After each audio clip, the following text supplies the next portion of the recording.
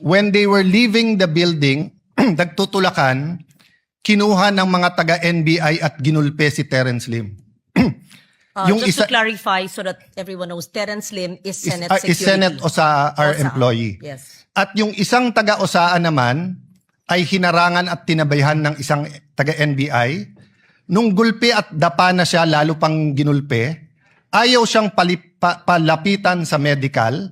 At nung siya'y binuhat, dinadala siya at pinosasan at dadalin siya sa sasakyan ng NBI para dalhin sa NBI.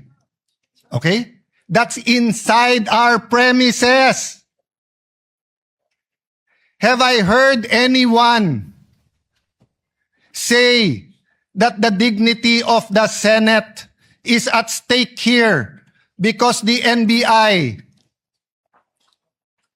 ay nanggulpe sa loob ng ating premises, ayaw sumunod sa order ng Senate President at tinatakot pa ang ibang Osaa at isasakay sa kotse at dadalhin sa NBI. Isa lang po sa minority ang narinig ko po. Si Mig Subiri, former Senate President. Did you ever hear me say anything about that? No. Because we're all waiting for the independent investigation. Do you have the video para kitang-kita? Okay. Guys, kanina ko pa sinasabi, excuse me, Madam President. We have the video. Can you show the whole video? Pakita. Kahit yung ano, Yes. yung palabas pa lang, kahit na sabihin yung hindi kitang-kita siya doon. Mula sa simula, please, yung video. Yung palabas pa lang sila Terence doon sa harap. Who's in charge of the video? Oh. Yes, may we request While they're preparing it, Madam the Chair, technical to show the video this is from the what start. will set the tone of why our Osaa was on high alert on Tuesday and Wednesday. And that is why they were wearing vests, and that is why they had to have weapons. Because the NBI was treating the Senate like a palengke. Oh, ayan, is that it?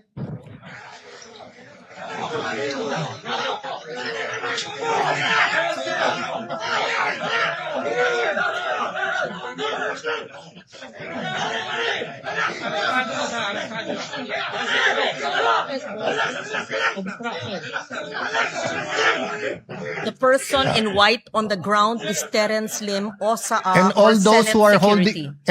holding them back are NBI. Yung NBI pa ang pumipigil. Ang pulis nakatingin lang. Yeah, continue the video.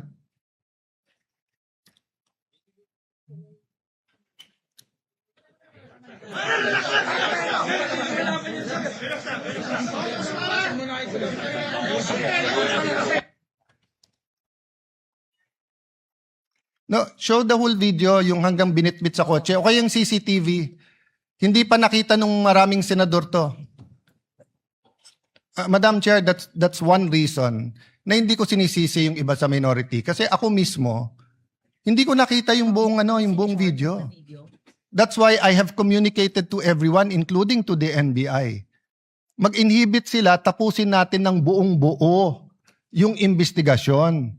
Para makita natin, kahit yung yung CCTV muna. But the point is, Madam Chair, paglabas pa lang, dinukot siya, ginulpe, ayaw palapitan sa medical. Isipin niyo po, sa loob ng sarili nating, remember, Madam President, this is not a department.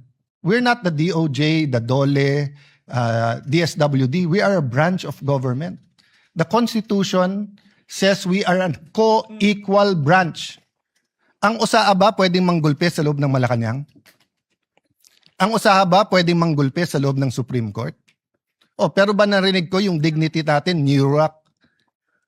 Yung ating dignity ay giniba dahil sa NBI? Wala po eh. Si Alang Cayetano pa rin ang pinagbibintangan nyo. Bakit ako ba nang gulpi dyan? Hindi po ako ang pumayag. If you see the video, more than 20 agents of the NBI were allowed in on May 11. And we already napagtagpi-tagpi. The Osaa then and the SecGen were meeting.